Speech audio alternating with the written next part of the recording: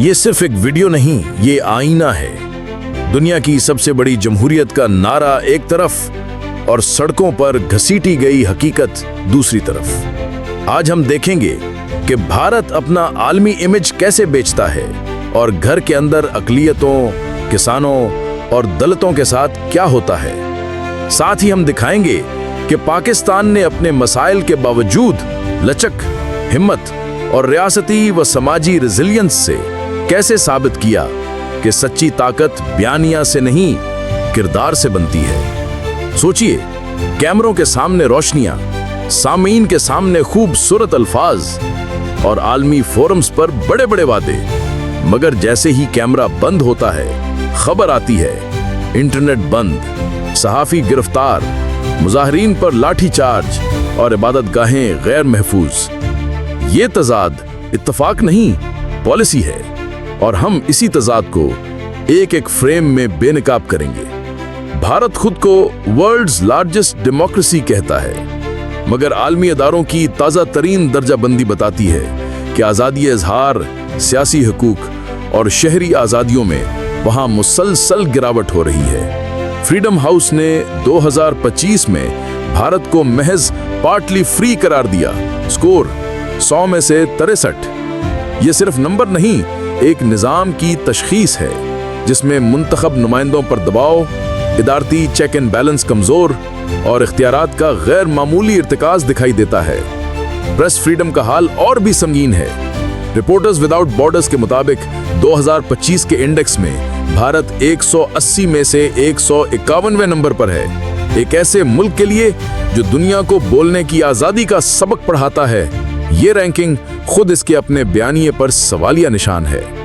जमहूरियत में शफ़ाफियत रोशनी से आती है, ब्लैकआउट से नहीं। मगर भारत ने पिछले बरसों में बारहा इंटरनेट बंद किया, खास तौर पर शोरिश या एहतजाज के मौके पर। Global digital human rights network की रिपोर्ट के मुताबिक दुनिया भर में रिकॉर्ड 283 शटडाउन्स हुए, जिनमें भारत सरे फहरिस्त रहा। 2024 में भी ये रुझान खतरनाक हद तक बरकरार रहा। मणिपुर में महीनों तक इंटरनेट ब्लैकआउट ने न सिर्फ शहरियों को अंधेरे में रखा, बल्कि इंसानी हकूक की खिलाफ वर्जियों की दस्तावेज बंदी भी मुश्किल बना दी। सोचिए, अगर आपके शहर में आग लगी हो और आपसे फायर ब्रिगेड का नंबर छीन लिया जाए, क्या आप इसे इंतजाम कहेंगे? यही होता है जब इंटरनेट बंद करके सच्चाई तक रसाई मसदूद कर दी जाती है। 2019 में मंजूर होने वाला और मार्च 2024 में नाफिज किया गया सिटीजनशिप अमेंडमेंट एक्ट मजहब की बुनियाद पर शहरियत देने का फ्रेमवर्क बनाता है, मगर मुसलमानों को खारिज कर देता है।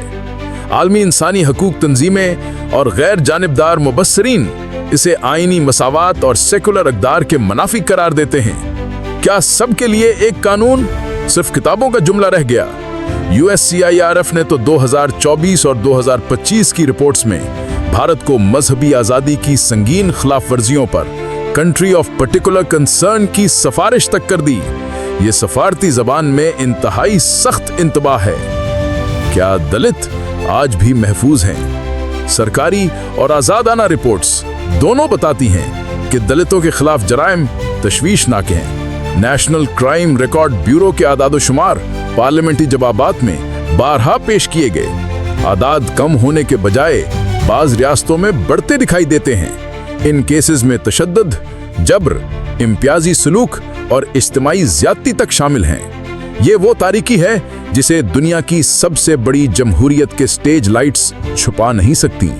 अगर समाजी दर्जे के नाम पर एक मासूम की जिंदगी सस्ती हो जाए, तो वोट की पर्ची कितनी कीमती रह जाती है। वही किसान जो मुल्क को खिलाता है, जब अपने हक के लिए निकले तो उसका इस्तकबाल वाटर कैनन, आंसू गैस और सड़कों पर खंदकें खोदकर किया गया। 2020-21 की किसान तहरीक के दौरान आज़ादाना मुतालियात और किसान यूनियंस की कंपाइलेशन के मुताबिक सैकड़ों अमवात हुई, 700 से ज्यादा तक के आदाद पेश किए गए।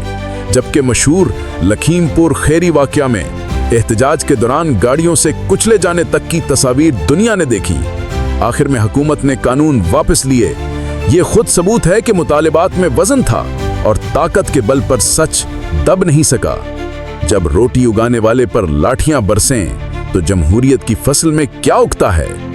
जमहूरी इक़्तिदार का असल इम्तिहान हाशिए पर खड़े शहरियों के हकूक से होता है।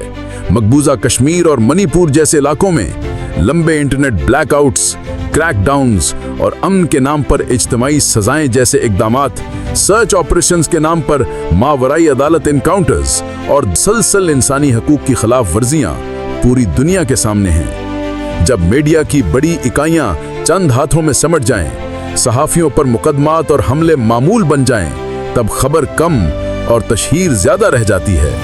RSF की दर्जाबंदी महज एक आलमी फहरिस्त नहीं, अंदरूनी माहौल की अकास है, जहां सवाल पूछना खतरा और खामोश रहना हुब्बुल वतनी समझा जाता है। अगर माइक पर ताला और कलम पर हथकड़ी लग जाए तो सच बोलेगा कौन?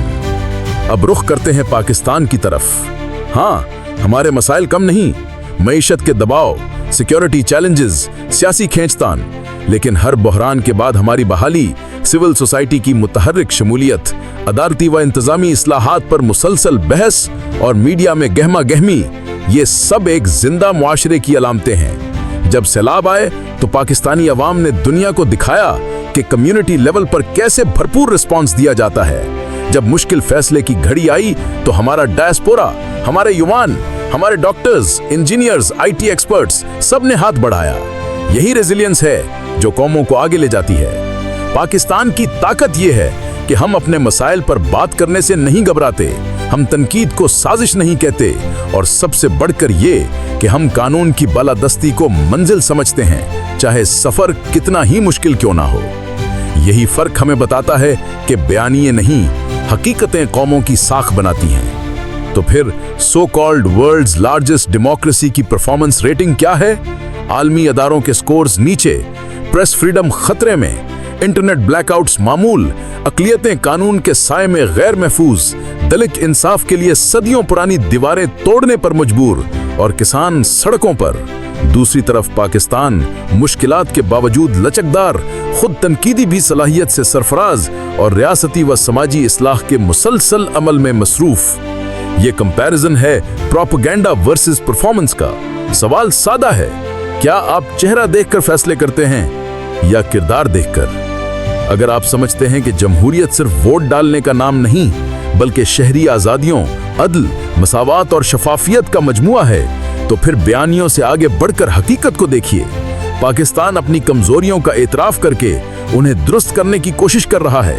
यही बालिग जमहूरियत की पहचान है। भारत को भी चाहिए कि वो आलमी इमेज बनाने से पहले घर के अंदर इंसाफ बहाल करे, मीडिया आज़ाद, इंटरनेट खुला, अक़लियतें महफूज, किसान बाइज्जत और दलित बराबर। क्योंकि असल जमहूरियत दुनिया की सबसे बड़ी होने से नहीं, दुनिया की सबसे बेहतर होने से बनती है।